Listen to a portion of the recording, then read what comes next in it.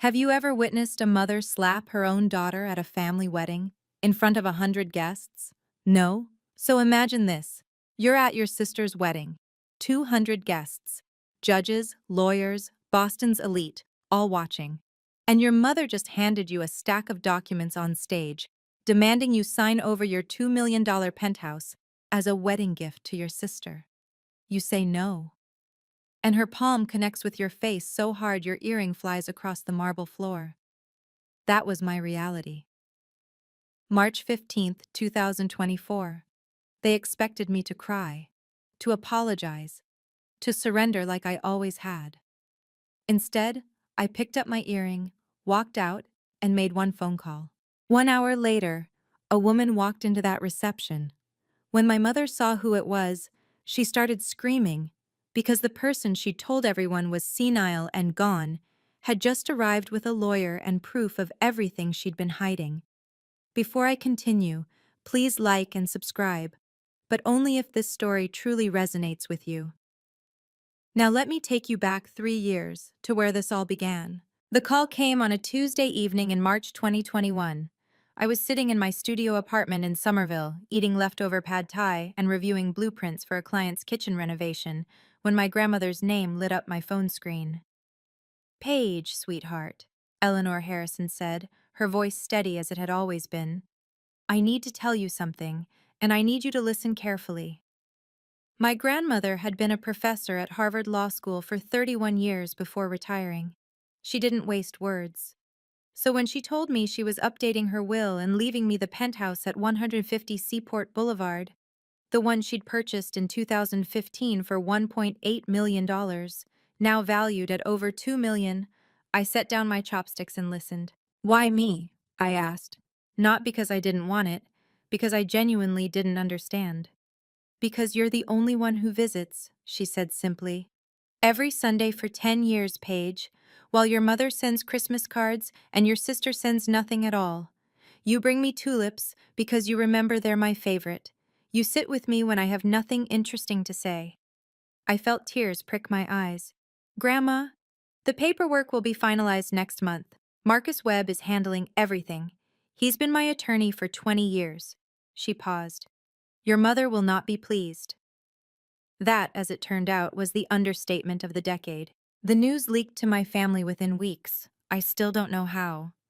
Maybe someone at Marcus's firm mentioned it to someone who knew someone. Boston's legal community is smaller than people think. All I know is that by April 2021, my mother had organized what she called a family discussion at her $4 million home in Beacon Hill. I remember walking into that living room and seeing the way they were all seated. My father Richard in his leather armchair, my mother Victoria on the settee, my sister Madison perched on the arm of the couch like she was posing for a photograph. They'd arranged themselves like a tribunal. "Paige." My mother's voice was honey over broken glass. "We need to talk about your grandmother's condition." "Her condition?" I sat down on the only empty seat, a straight-back chair that faced all three of them. "She seems fine to me." "She's clearly not thinking straight." Victoria crossed her legs, her Cartier bracelet catching the light. "Leaving a $2 million property to one grandchild? Excluding everyone else? That's not the behavior of a rational woman." "She's not excluding anyone," I said. "She's giving me something she wants me to have. That's her right." Madison let out a small, theatrical sob. "This is so unfair. I've always loved Grandma. I just don't have time to visit like you do. I have a career. I have a life." "You have a trust fund and a fiancé with a yacht," I thought, but didn't say. "The fair thing to do," my father spoke for the first time, his voice measured in that way attorneys cultivate, "would be for you to decline the inheritance, or at least agree to sell the property and split the proceeds equally among family members." I stared at him, Richard Harrison, who hadn't asked me a single question about my life in years. Richard Harrison, who'd missed my college graduation because of a scheduling conflict that turned out to be a golf tournament. That Richard Harrison was now telling me what would be fair. "I'm not declining anything," I said. "And I'm not selling anything." Grandma made this decision because she wanted to. If you have a problem with it, talk to her. The temperature in the room dropped 10 degrees. Victoria's smile vanished. Then I hope you're prepared, she said, for the consequences of being so selfish. The consequences came swiftly. By summer 2021, I had been quietly removed from the family text chain.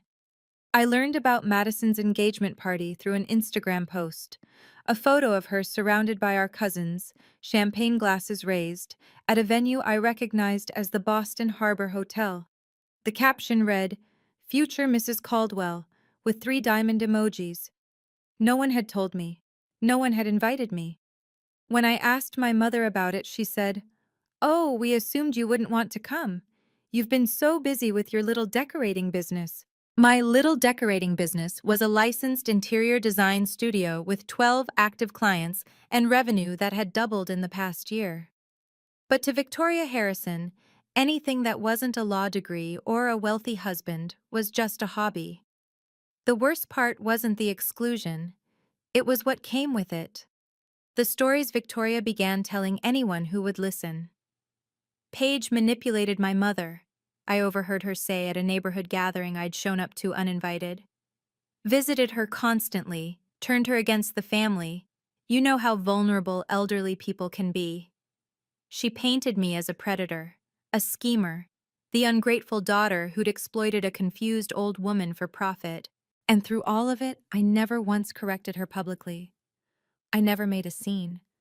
I thought if I stayed quiet, if I just kept my head down, eventually the storm would pass. I didn't understand yet that silence was exactly what she was counting on.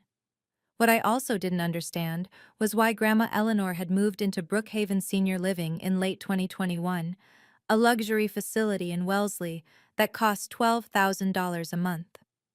She told me she wanted peace and quiet. She told me she was tired of the drama. But sometimes when I visited her on Sundays, I caught something in her eyes, a flicker of something that looked almost like fear.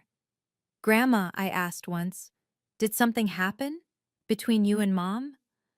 She looked out the window at the manicured gardens for a long moment. "Some things are better left alone," she finally said. "At least for now." I let it go. I shouldn't have. 3 years would pass before I understood what she was hiding, and why she'd chosen to hide it. December 2023. 3 months before the wedding that would change everything. I was in my studio on a Friday afternoon, reviewing fabric samples for a Brookline townhouse project, when the mail arrived. Among the invoices and catalogs was an envelope of heavy cream cardstock, my name written in calligraphy so elaborate, it took me a moment to decipher it. Inside was an invitation. Madison's wedding, March 15th, 2024. The Fairmont Copley Plaza. Black tie. For a full minute, I just stared at it. After 2 years of being treated like a ghost, no holidays, no birthdays, no casual texts, they were inviting me to the wedding? My phone rang that same evening. "Mother." "Paige, darling." Victoria's voice was warm, almost affectionate. I hadn't heard that tone since before the inheritance news broke. "Did you receive Madison's invitation?" "I did." "Wonderful. You know, this wedding is going to be such a beautiful opportunity for our family to heal, to move forward." She paused meaningfully.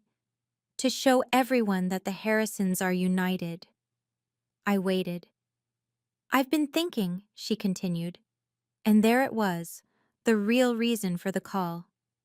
This would be the perfect time to revisit our conversation about the penthouse. Madison and Tyler will need a place to live after the honeymoon, somewhere appropriate for a young couple starting their life together. I closed my eyes. Of course, the invitation wasn't an olive branch, it was bait. "Mom, the penthouse is mine. Grandma left it to me, that hasn't changed." "Nothing has to change, sweetheart. You could simply transfer the property as a wedding gift. Think of how generous that would look. Think of how proud Grandma would be to see you supporting your sister." The audacity of it took my breath away. Using my grandmother, the woman who had specifically chosen to give me that apartment, as an argument for why I should give it away. "I'm not transferring anything." "Paige." The warmth evaporated. Madison deserves a proper start. She's marrying into the Caldwell family. Do you understand what that means? Tyler's father is a managing partner at Ropes and Gray. They'll be entertaining. They'll be hosting. They need a home that reflects their status. Then Tyler's father can buy them one. Silence stretched between us. When Victoria spoke again, her voice was ice. I expect you to think carefully about this before the wedding, and I expect you to make the right choice. She hung up. I sat in my studio as the winter sun set, casting long shadows across my drafting table. I understood exactly what was at stake now. If I went to that wedding and refused again, in front of everyone Victoria had spent decades cultivating relationships with, she would make me pay. She would tell every guest that I was the selfish, ungrateful daughter who'd ruined her sister's special day.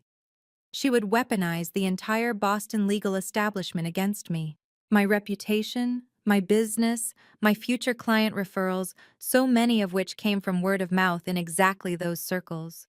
But if I didn't go, that would be its own kind of surrender, proof that I was too ashamed to show my face, proof that I had something to hide.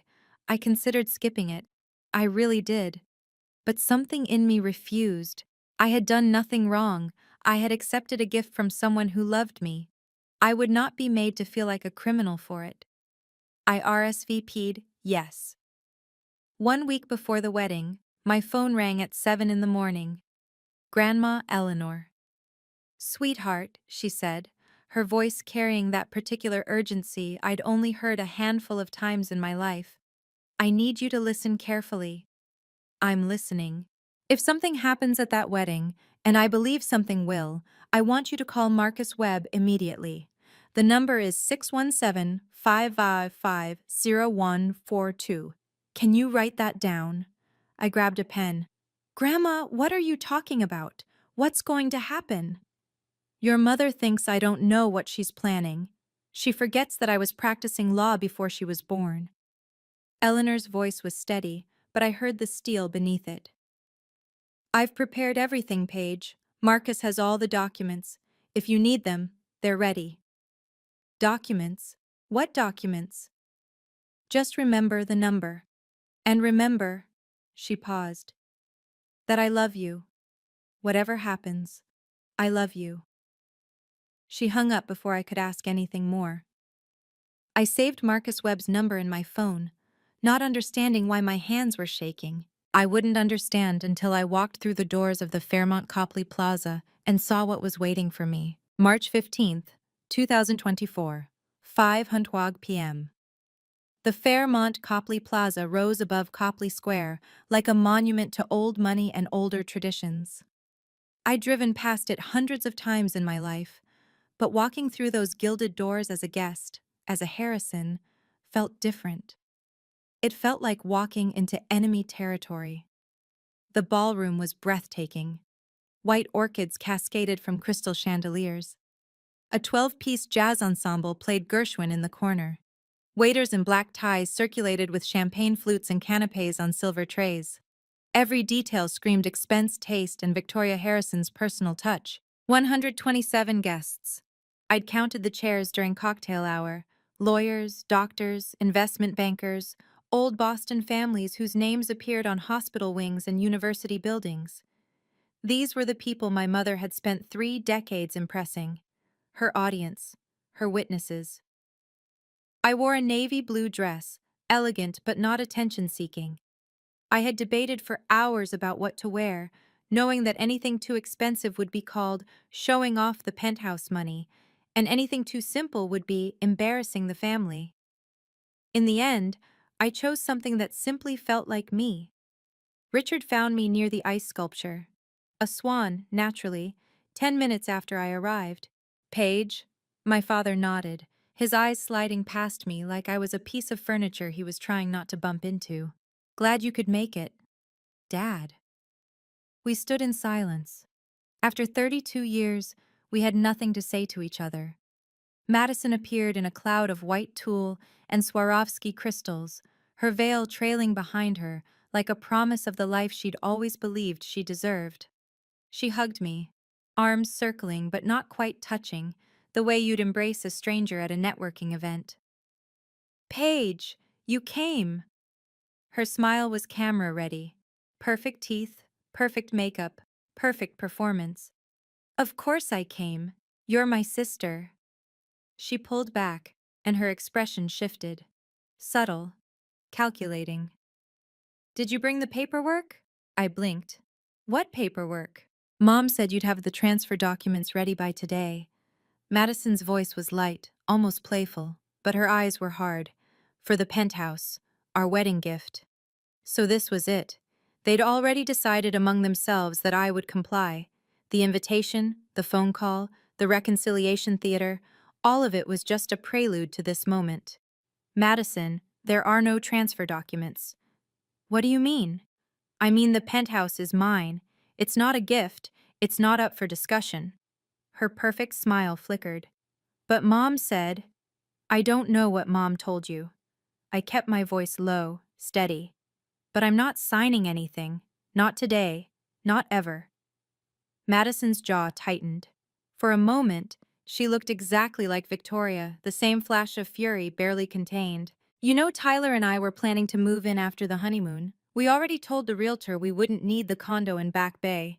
We already told everyone. You told everyone about an apartment that doesn't belong to you. It should belong to us. Her voice rose slightly. You don't even need it. You live in that little place in Somerville. You don't entertain. You don't have anyone to impress. What's the point of you having a $2 million penthouse? The point. What was the point of me having anything nice, anything valuable, anything that suggested I might matter as much as she did? I'd spent my whole life being asked that question in different ways. The point, I said quietly, is that Grandma wanted me to have it, and her wishes matter more than your real estate plans. Madison stared at me. Then she leaned in close, her bridal perfume overwhelming. Mom's going to handle this, she whispered. And when she does, don't say I didn't warn you. She swept away toward a group of bridesmaids, leaving me standing alone by the melting swan. I moved toward the bar, needing something to steady my nerves. But before I could order, a woman in a cream Chanel suit stepped into my path. I recognized her, Patricia Holloway, one of Victoria's tennis partners and the wife of a federal judge. You're Paige, aren't you? Patricia's smile didn't reach her eyes. Victoria's mentioned you. I bet she has. I heard you're holding on to some property for your grandmother, Patricia continued. That's very responsible of you. Will you be selling it soon? There it was, the narrative Victoria had been spinning. I wasn't the heir. I was the caretaker, the temporary custodian of assets that would eventually be distributed properly. Actually, I said, I live there. Patricia's eyebrows rose. Oh, I thought, well, never mind what I thought. She excused herself quickly, disappearing into the crowd. I stood alone in that sea of silk and judgment, understanding finally what I was up against. Victoria had been preparing this battlefield for years. Every conversation, every social event, every carefully placed comment, all of it was groundwork. And tonight, she intended to collect. I just didn't know yet how far she was willing to go. I escaped to the balcony. The March air was cold enough to bite, but after the suffocating warmth of the ballroom, I welcomed it. I leaned against the stone railing, looking out over Copley Square, trying to slow my racing heartbeat. That's when my phone buzzed. Grandma Eleanor. I answered immediately. Hello? My dear girl. Her voice was calm, almost too calm. Tell me what's happening. I glanced through the glass doors at the glittering crowd inside. How do you know something's happening? Because I know my daughter. A pause. Victoria has been planning something for weeks. She's been making phone calls, gathering people, building her case. She thinks I don't know because I'm locked away in my nursing home. The disdain in Eleanor's voice was palpable. She forgets that I have friends who actually like me. I almost laughed. Almost. What is she planning? I don't know exactly, but I know it will happen tonight while she has her audience. That's how Victoria operates. She needs witnesses. She needs people to validate her. Eleanor's voice softened. Paige, do you remember the number I gave you? Marcus Webb's number? I have it saved. If anything happens, Anything at all, call him immediately. He's expecting your call. He has everything ready. I pressed my back against the cold stone. Grandma, what is everything? What are you not telling me? Silence stretched across the line. 6 months ago, Eleanor finally said, your friend Daniel came to visit me. Daniel Reeves. We'd been friends since freshman year at BU. He was a reporter now, working the investigative desk at the Boston Globe.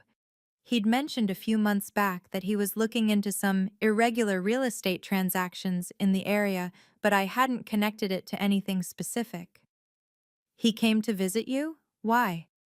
Because he found something strange, a property sale in 2020, a house in Cape Cod that belonged to me, a house I never sold. My breath caught. What do you mean you never sold it? I mean exactly that.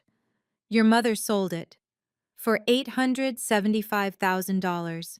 She forged my signature on the documents. The world tilted slightly. I gripped the railing. Grandma? I didn't want to believe it either. That's why I hired experts. A company called Forensic Document Services right here in Boston. They analyzed the signatures. The probability of forgery was 98.7%. 98.7%. That wasn't doubt. That was certainty. Why didn't you tell me? My voice came out hoarse. Why didn't you go to the police? Because she's my daughter. Eleanor's voice cracked just slightly before she steadied it. Because I still hope, that there might be some explanation I don't understand. Some reason that isn't what it looks like. But we both knew. We both knew there wasn't. That's why you moved to Brookhaven, I said, understanding flooding through me. Not because you wanted peace and quiet, because you couldn't stand being around her. I couldn't trust her, Paige, and I couldn't prove anything without destroying everything. So I removed myself. I protected what I could protect, the penthouse, my remaining assets, and I waited. For what? For Victoria to make a mistake. Eleanor's voice hardened. Tonight might be that mistake. If she pushes too far, if she exposes herself publicly, then Marcus has everything he needs to respond. The forensic report, the original transaction documents, witnesses who saw me during the time I supposedly signed those papers. I was in the hospital with a broken hip. I couldn't have signed anything. I closed my eyes, absorbing the weight of it all. My mother hadn't just tried to manipulate me. She'd stolen from her own mother. She'd committed fraud. And she'd let Grandma Eleanor take the blame for not being rational when she'd changed her will. Paige! Eleanor's voice pulled me back. I'm not telling you this to make you hate your mother. I'm telling you because you need to understand what you're dealing with. And you need to know that if she corners you tonight, you're not alone. You have never been alone. I heard the jazz band start up again inside, a swing number that felt grotesquely cheerful. What do you want me to do? Whatever happens, don't sign anything. And if it goes badly, if she pushes you beyond what you can bear, call Marcus. Tell him the documents are needed. He'll know what to do. And you? A pause. When Eleanor spoke again, I could hear the smile in her voice. If Marcus calls me, I'll be there within the hour. I've been waiting 3 years for this, darling. I'm not going to miss it. She hung up. I stood on that balcony for a long moment, cold wind whipping my hair. Then I straightened my shoulders, smoothed my dress, and walked back into the ballroom. I was ready. Or at least, I thought I was. I'm going to pause here for a moment, because I know some of you watching this have been in situations like mine, where you're surrounded by people who are supposed to love you, but instead they make you feel small. If this story is hitting close to home, let me know in the comments. Should I have walked out right then? Or was I right to stay and face what was coming? Your answers mean more to me than you know. Now let me tell you what happened next. 7:30 p.m. Dinner had been served and cleared. The toasts had been made. Richard's stiff, perfunctory speech about legacy and family values. Tyler's father waxing poetic about the merger of two great Boston families. Madison's maid of honor, telling a story about their sorority days that made everyone laugh politely. I sat at table 14, near the back of the ballroom, with a collection of distant cousins and family friends who seemed unsure why I was there. Fine by me, I wanted to be invisible. But Victoria Harrison had other plans. The clink of metal against crystal cut through the room's chatter. My mother stood at the head table, champagne flute in hand, microphone in the other. Her smile was radiant, her Valentino gown glittered under the chandeliers. "If I could have everyone's attention," she said, "I'd like to take a moment for something very special, a family tradition that Madison has asked me to facilitate." I felt the first prickle of warning at the base of my spine. As many of you know, the Harrison family believes in taking care of each other. We support each other. We make sacrifices for each other. Victoria's eyes swept the room, landing briefly on me before moving on. And tonight, in the spirit of that love, I'd like to invite my eldest daughter, Paige, to join me up here. 127 pairs of eyes turned toward table 14. I didn't move. I couldn't move. "Paige, sweetheart?" Victoria's voice carried a note of gentle encouragement that I knew was performance. "Come on up, honey. Don't be shy." What choice did I have? If I refused, I would be the difficult one, the ungrateful one, the sister who ruined Madison's wedding with her stubbornness. I stood. My legs felt like they belonged to someone else as I walked through the maze of tables, past the whispered comments and curious stares, up to the raised platform where my mother waited with her serpent's smile. "There she is." Victoria put an arm around my shoulders, a gesture of affection for the audience, a grip of control for me. "Now, everyone, Paige has been holding on to something very precious. Our mother, my mother, left her a beautiful penthouse apartment in the Seaport district. $2.1 million in value, quite an inheritance." Murmurs rippled through the crowd. I saw Patricia Holloway nod knowingly. "Paige has been keeping it safe," Victoria continued, "waiting for just the right moment to share it with the family. And what better moment than this, Madison's wedding day, the start of her new life with Tyler." She produced a folder from somewhere, I hadn't even seen her holding it, and opened it to reveal a thick stack of legal documents. Transfer of deed, quitclaim agreement. My name already typed in the signature lines. All Paige needs to do is sign, and this incredible gift will help Madison and Tyler start their marriage in a home that truly reflects their future. The room actually applauded. They applauded, like this was a heartwarming moment, like I was about to perform an act of sisterly love, not be publicly coerced into giving away my inheritance. "Mom." My voice was quiet but steady. "I'm not signing this." Victoria's smile didn't waver. "Don't be nervous, sweetheart. It's just paperwork." "It's not just paperwork. It's the apartment Grandma Eleanor left to me. Not to Madison, not to the family, to me." The applause died. The silence that replaced it was deafening. "Paige." Victoria's grip on my shoulder tightened. Her voice dropped, but the microphone still carried it. "Let's not make this difficult. I'm not making it anything. I'm telling you no." Madison appeared at the edge of the platform, her face a mask of wounded innocence. "Paige, you're really going to do this? On my wedding day?" "Madison, I didn't ask to be called up here. I didn't ask to be put on display. You all set this up without even asking me." "Because we knew you'd be selfish," Madison spat. "We knew you'd choose that stupid apartment over your own family." "The apartment isn't stupid when you want to live in it." Tyler's father coughed uncomfortably. A waiter near the kitchen doors looked frozen in place, tray suspended in air. This was not the elegant evening anyone had envisioned. Victoria's composure finally cracked. Her face reddened. Her voice rose. "You ungrateful child." The microphone amplified every syllable. "After everything we've done for you, after we raised you, educated you, supported your little business, you can't do this one thing for your sister? You didn't support my business. You've never even been to my studio. And you didn't raise me. Grandma did, every summer, while you were at conferences and galas and anywhere else that wasn't home. Gasps scattered through the audience. I'd said too much, I knew it, but I couldn't stop.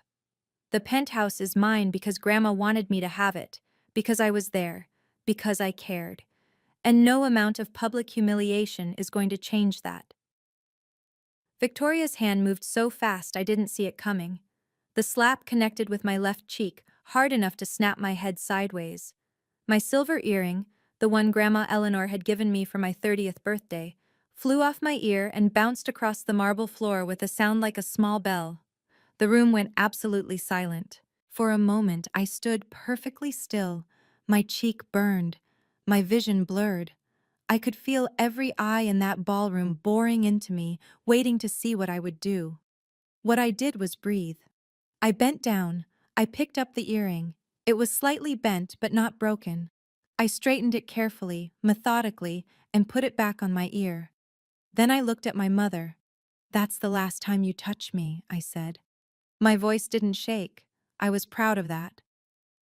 I turned and walked off the platform, through the tables, past the whispers and the stares and the jazz band that had stopped playing mid-note, out the double doors of the ballroom and into the lobby. I didn't run. I didn't cry. I found a quiet corner near the concierge desk, pulled out my phone, and dialed the number I'd saved a week ago. It rang once. Marcus Webb's office. "This is Paige Harrison," I said. My voice was calm, steady, certain. "Please tell my grandmother that the documents are needed." "Understood, Miss Harrison. She'll be there within the hour." I hung up, and then I sat down on a velvet bench, touched my stinging cheek, and waited. 1 hour. That's all I needed. 1 hour until everything changed. 8:45 p.m. I was still on that velvet bench when the main doors of the Fairmont Copley Plaza opened and my grandmother walked in. Eleanor Harrison was 78 years old.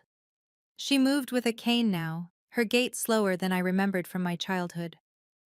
But everything else about her radiated the same formidable presence that had made her one of the most respected professors at Harvard Law for 3 decades. She wore a gray cashmere coat over a simple black dress. Her silver hair was pinned back elegantly, and beside her walked Marcus Webb, mid-40s, wire-rimmed glasses, charcoal suit, carrying a leather briefcase that looked like it contained the weight of the world. "Grandma." I stood up, and for a moment my composure cracked. "You came." She crossed the lobby and took my face in her hands, examining my cheek with eyes that missed nothing. "She hit you." "Yes." Eleanor's jaw tightened. Then she kissed my forehead, gently, the way she had when I was a child and had fallen off my bicycle. "Then let's finish this," she said. We walked into the ballroom together. The wedding was in chaos, clusters of guests huddled in conversation, their champagne forgotten. Madison was crying, actually crying this time, while Tyler and his parents hovered nearby, looking mortified. Victoria stood near the head table, gesturing emphatically to Richard, who seemed to be trying to calm her down. No one noticed us at first. Then someone gasped. Then someone else. And then Victoria turned and saw her mother walking toward her across the marble floor. "Mom?" The word came out strangled. Victoria's face went white. "What are you? How are you?" "I'm here for my granddaughter's wedding," Eleanor said. Her voice carried across the suddenly silent room. "I wasn't invited, of course, but I decided to come anyway. I hope Madison doesn't mind." Madison, mascara streaming down her cheeks, could only stare. "What is this?" Victoria's voice rose. "What are you doing here?" "I'm doing what I should have done 3 years ago." Eleanor stopped about 10 feet from her daughter, close enough for everyone to hear. "I'm telling the truth." She turned to face the assembled guests. 127 people, many of them lawyers and judges and professionals, who understood exactly what was about to happen. "My name is Eleanor Harrison. I was a professor of law at Harvard for 31 years. I am of sound mind, and I am here to confirm that the penthouse at 150 Seaport Boulevard, the property my daughter has been publicly demanding my granddaughter surrender, was left to Paige Harrison in my will, dated June 14th, 2019. That will is legal, valid, and enforceable. There are no other claims to that property. Marcus Webb opened his briefcase and withdrew a document. This is a certified copy of Mrs. Harrison's will, notarized and filed with the Suffolk County Probate Court. I've been her attorney for 23 years and can attest to its authenticity. Victoria's face contorted. This is absurd. Mother, you're confused. You don't understand what you're saying. I understand perfectly. Eleanor's voice was ice. What you don't understand is that I've been watching you. For 3 years I've been watching. She nodded to Marcus, who withdrew a second set of documents. These are transaction records for a property in Cape Cod, a property that was deeded in my name until September 12th, 2020, when it was sold for $875,000. The room went completely silent. I could hear the ice melting in abandoned champagne buckets. I did not sell that property, Eleanor continued. I could not have sold that property. I was in Massachusetts General Hospital for 6 weeks that fall, recovering from a broken hip. I signed nothing. I authorized nothing. Victoria's mouth opened and closed. No sound came out. Marcus produced a third document. This is a forensic analysis report from Forensic Document Services, a certified firm specializing in handwriting analysis. They examined the signature on the Cape Cod sale documents against authentic samples of Mrs. Harrison's handwriting. He turned to the room, his voice carrying the weight of courtroom authority. Their conclusion? The signature is inconsistent with Mrs. Harrison's authentic hand. Probability of forgery, 98.7%. Murmurs erupted through the ballroom. I saw Tyler's father, the managing partner at Ropes and Gray, exchange a significant look with another attorney near the bar. You're lying, Victoria's voice cracked. This is all fabricated. You're senile, Mother. You don't know what you're talking about. I'm sharp enough to hire experts, Eleanor replied. I'm sharp enough to preserve evidence.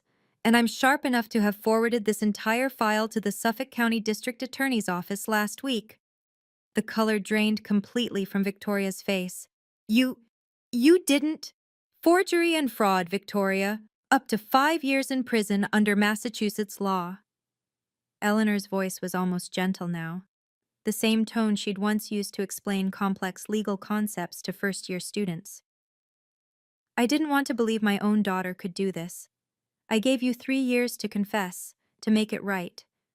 But instead, you spent those years slandering my granddaughter, calling her a manipulator, calling me senile, trying to steal her inheritance the same way you stole my property. Victoria spun to face Richard. Richard, say something. Stop this.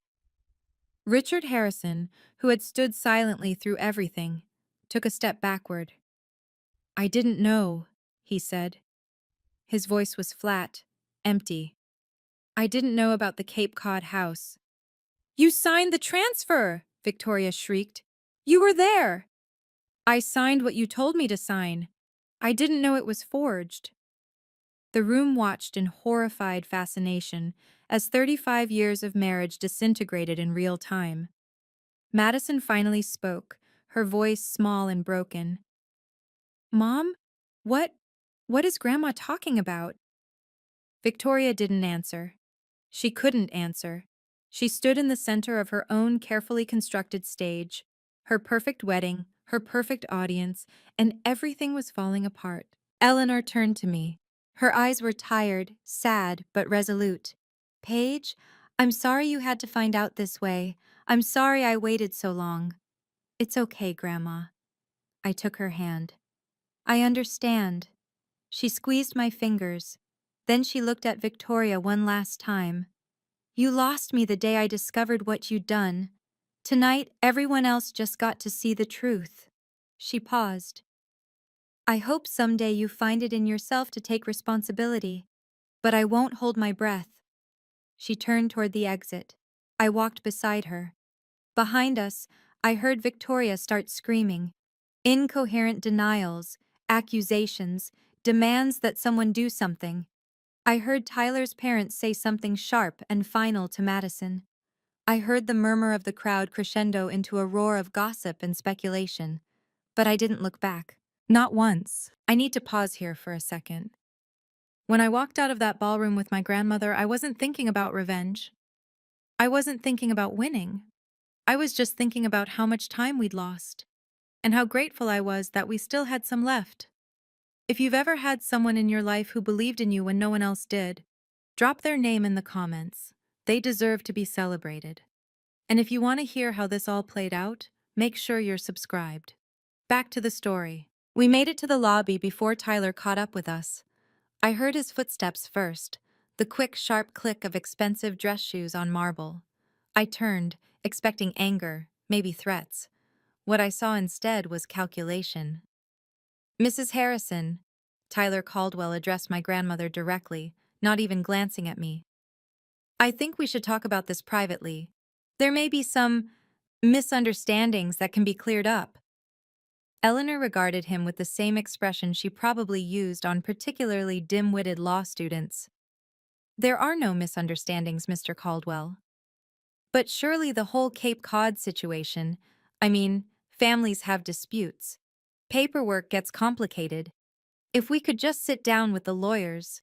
The paperwork was forged. My daughter committed fraud. Those aren't disputes, they're crimes. Tyler shifted his weight, and I watched his mask slip. Underneath the polished veneer, I glimpsed something desperate. The penthouse, then. Madison mentioned that you might be reconsidering your will.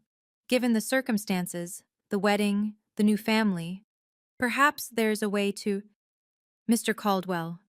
Eleanor's voice cut like surgical steel. I'm not reconsidering anything. The penthouse belongs to Paige. It will continue to belong to Paige. And if you're asking whether I'll give my remaining assets to a granddaughter who just married a man willing to beg at a ballroom door, the answer is no. Tyler's face reddened. For a moment, I thought he might say something ugly. Instead, Eleanor smiled. That particular smile that made courtroom attorneys nervous. You married the wrong Harrison, young man. And frankly, given what I've seen of your character tonight, Madison is welcome to you. She turned away from him without another word. Marcus Webb stepped forward, blocking Tyler's path. I'd advise you to return to your wedding, Mr. Caldwell. Anything you say now could be relevant to ongoing investigations. Tyler Caldwell, son of a managing partner at one of Boston's most prestigious law firms, suddenly looked very young and very scared. He retreated without another word. We stepped out into the cold March night. The air smelled like impending rain, and the streetlights cast golden pools on the cobblestones of Copley Square. Grandma, I said, my voice thick, I'm so sorry about the wedding, about the scene, about all of it. She patted my arm. Don't be sorry. I've been waiting 3 years to say those things. It felt wonderful. Despite everything, I laughed. It came out raw and broken, but it was real. What happens now? Marcus answered, his voice measured and professional. The district attorney's office will proceed with their investigation. Mrs. Harrison has provided substantial documentation. Whether charges are filed will depend on their review, but the evidence is compelling. And Victoria? Eleanor's face softened with something that might have been grief, or might have been relief. It was hard to tell. That's up to the courts now. I've done what I needed to do. The rest is out of my hands. I thought about my mother, still in that ballroom, surrounded by the people she'd spent her life trying to impress, watching everything she'd built crumble. Part of me felt a savage satisfaction, but a larger part just felt tired. I'm not doing this for revenge, I said, though I wasn't sure if I was telling them or myself. I'm not doing it to punish her. No, Eleanor agreed. You're doing it because some things can't be allowed to continue. Some lies can't be permitted to stand. She looked at me with those sharp, knowing eyes. There's no cruelty in telling the truth, Paige. There's only clarity. A town car pulled up to the curb. Marcus had arranged it while we were inside. I should get your grandmother back to Brookhaven, he said. It's been a long evening. Eleanor waved a dismissive hand. I'm not fragile, Marcus, but yes, I am tired. She turned to me. Come visit tomorrow. We have a great deal to talk about. And I want to hear how your design business is going. Really hear, not the polished version you give me. I'll be there. She hugged me. A real hug this time, not the performative embrace Victoria had given me on that stage. I held on longer than I probably should have. I love you, my sweet girl, she murmured. I love you too, Grandma. She climbed into the car with Marcus's assistance. I watched as it pulled away, disappearing into the Boston night. I stood alone on the sidewalk for a long time. My phone buzzed. A text from Daniel Reeves. Just saw the Globe's legal beat guy tweet something cryptic about a prominent Boston attorney. Was that? I typed back. I'll explain later. Thank you for everything. Another text. This one from a number I didn't recognize. Paige. It's Jennifer Thompson from Becker Legal. We were at the wedding. I owe you an apology. I believed things I shouldn't have. If you're ever interested in discussing design work for our new office, please call me. I stared at the screen. Jennifer Thompson. One of the women I'd seen whispering with Patricia Holloway earlier that evening. Now offering me business. I wasn't sure if I'd call her, but I saved the number. Then I put my phone away, pulled my coat tighter against the cold, and walked toward the parking garage. For the first time in 3 years, I felt like I could breathe. The fallout was swift and measured. 2 weeks after the wedding, Victoria Harrison was summoned to the Suffolk County District Attorney's Office for questioning regarding the Cape Cod property sale. The interview lasted 4 hours. When she emerged, according to what Marcus later told me, she looked 10 years older. Her attorney, a colleague from her tennis club who'd originally agreed to represent her, withdrew from the case within days, citing conflict of interest. The real reason, I suspected, was that he'd seen the evidence and wanted nothing to do with a losing battle.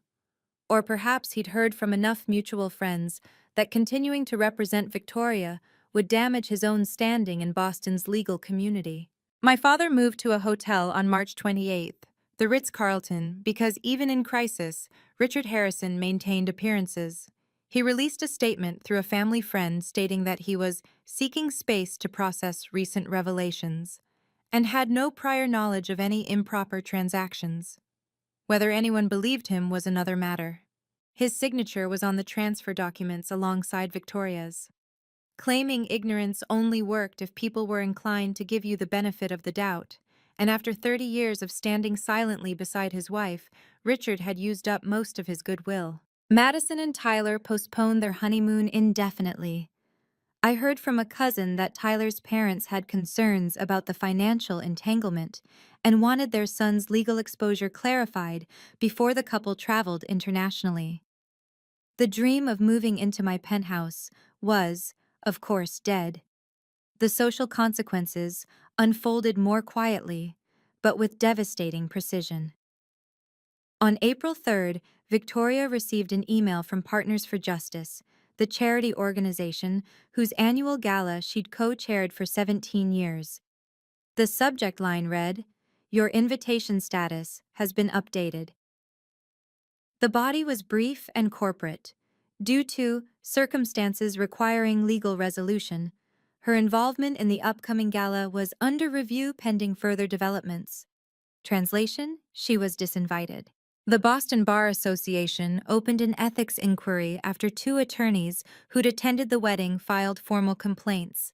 The complaints didn't allege anything Victoria had done to them, they alleged conduct unbecoming of an officer of the court. The investigation was ongoing. On April 10th, a small item appeared in the Boston Globe's Legal Beat column, written by a reporter I recognized from Daniel's newsroom. Boston area attorney under investigation for alleged document fraud in 2020 real estate transaction. The Suffolk County DA's office confirmed the investigation is active, but declined to comment on specifics. The attorney, whose name has not been released, is reportedly connected to a prominent Boston legal family. No names. But in a community as insular as Boston's legal establishment, no names were needed. Everyone knew within hours. I received 11 text messages that week from people I hadn't heard from in years. Some were apologies, Some were expressions of support. A few were clearly fishing for gossip, which I ignored. The message that mattered most came from Jennifer Thompson at Becker Legal. She followed up her wedding night text with a formal email. Subject: sincere apologies and a professional inquiry page. I want to begin by apologizing properly. At the wedding, I made assumptions based on things Victoria had told me over the years. Watching what actually happened that night, watching how you handled yourself with such dignity under impossible circumstances, made me ashamed of my own credulity. I don't expect forgiveness, but I would like to offer something concrete. Our firm is renovating our conference floor, and we're looking for an interior designer who understands professionalism, discretion, and good taste. If you're interested, I'd love to discuss the project. Please let me know either way. And again, I'm sorry. Jennifer. I sat with that email for 3 days before responding. Part of me wanted to reject it, to refuse anything that came from Victoria's social circle. But another part recognized that Jennifer Thompson wasn't Victoria. She was someone who'd been lied to, who'd believed those lies, and who was now trying to make amends. I took the meeting. The project was substantial: a full redesign of 2 conference rooms and a reception area for a mid-sized law firm. Budget: $82,000. Timeline: 3 months. It was the largest contract I'd ever landed. By May, I'd received 2 more project inquiries from attorneys who'd been at the wedding. Word was spreading, not just about Victoria's downfall, but about my work. People who dismissed me as the Harrison daughter with the decorating hobby were suddenly curious about the Harrison daughter who'd stood her ground. I didn't trust all of them. I vetted every client carefully, asked pointed questions about how they'd heard about me, and turned down one project from someone who seemed a little too eager to pump me for information about Victoria's case. But slowly, carefully, I began to rebuild. Not just my business, my sense of who I was. The strangest development came in early May. I received a certified letter from a real estate attorney in Cape Cod informing me that the 2020 sale of Eleanor's property was under legal review and that the current owners had been notified of potential title defects. Marcus explained what this meant. If the original sale was voided due to fraud, the buyers might have claims against Victoria for the purchase price. The property itself could potentially revert to Eleanor's estate. It's complicated, he said, and it could take years, but the wheels are turning. Victoria Harrison, who had spent her life accumulating status and property and social capital, was watching it all slip away. I won't pretend I didn't feel some satisfaction in that, but mostly I felt something closer to peace. Justice wasn't about revenge. It was about the world finally recognizing what was true. June 2024. 3 months after the wedding. I'm sitting on the balcony of my penthouse, watching the sun set over Boston Harbor. The sky is streaked with orange and pink, and the water reflects it all like scattered jewels. It's the kind of evening my grandmother always loved. Big skies, quiet moments, a glass of wine, and nowhere to be. She's here now, in fact. Eleanor comes every Sunday. I pick her up from Brookhaven in the morning, and we spend the day together. Sometimes we go to the Museum of Fine Arts. Sometimes we just sit here, on this balcony, and talk. Today, we've been talking about my father. He called me, I tell her. Yesterday. She raises an eyebrow. And? He wanted to explain, to tell me his side of things. I swirl my wine. He says he didn't know about the Cape Cod house. He says Victoria handled all the paperwork, and he just signed where she told him. Do you believe him? I think about it. Really think. I believe he didn't ask questions, I finally say. I believe he chose not to know. I believe he's been choosing not to know for 35 years about a lot of things. Eleanor nods slowly. And what did you tell him? I told him I needed time, that I wasn't ready to see him yet, that if he wanted a relationship with me, he'd have to earn it, not by explaining or apologizing, but by actually showing up, consistently, over time. She reaches over and squeezes my hand. That's a healthy boundary, sweetheart. We sit in comfortable silence for a while. The sunset deepens. Madison texted me, I add. Last week. I heard. She asked if I would call her. She said she wants to talk. And will you? I look out at the harbor, at the boats returning to their moorings, at the city lights beginning to flicker on. Not yet. Maybe not for a long time. I pause. She knew, Grandma. Maybe not about the Cape Cod house, but about the pressure, the manipulation, the lies. She was there every time Victoria called me selfish or ungrateful. She never once defended me. She never once questioned what she was being told. That's true. If she wants to have a sister, she has to want to know the truth. She has to be willing to see who our mother really is. And I don't think she's there yet. I don't think she wants to be there. I take a breath. So I'm not closing the door forever. But I'm not opening it until she's ready to walk through it honestly. Eleanor smiles. A small, proud smile. You've learned something important, Paige. Something I wish I'd learned at your age. What's that? That love without respect isn't love. It's just habit. She looks at me with those clear, knowing eyes. You deserve both. I started therapy in April. My therapist's name is Dr. Carolyn Mitchell, and she specializes in family systems and boundary setting. Every Tuesday at 4, I sit in her office in Cambridge and talk about things I spent 32 years avoiding. It's hard. Some weeks it's exhausting. But it's also the most important thing I've ever done for myself. There's something else, too. His name is Ben, and he's an architect I met at a design conference in May. He has kind eyes and a terrible sense of direction and absolutely no idea who the Harrisons of Beacon Hill are. He likes me, for my work, my laugh, my habit of talking to plants. It's new, it's slow, it's the first time I've let someone in without worrying about what they might think of my family. My grandmother finishes her wine and sets the glass down. You know, she says, I've been thinking about what I want my legacy to be. You've already given me a legacy, I say, gesturing at the penthouse around us. Not the property. She shakes her head. I mean the other thing. The thing that matters. I wait. I spent too many years keeping the peace, she says. Staying quiet to avoid conflict. Letting Victoria become who she became because confronting her was too painful. She looks at me steadily. I don't want that for you. I want you to speak the truth, even when it's hard. I want you to protect yourself, even when it feels selfish. I want you to know that being kind doesn't mean being silent. I feel tears prick my eyes. I'll remember. Good. She pats my hand. Now what's for dinner? All this emotion is making me hungry. I laugh, and the sound fills the evening air. This is my life now. A penthouse that's really mine. A grandmother who loves me. A business that's growing. Boundaries that are firm. A future I'm building myself.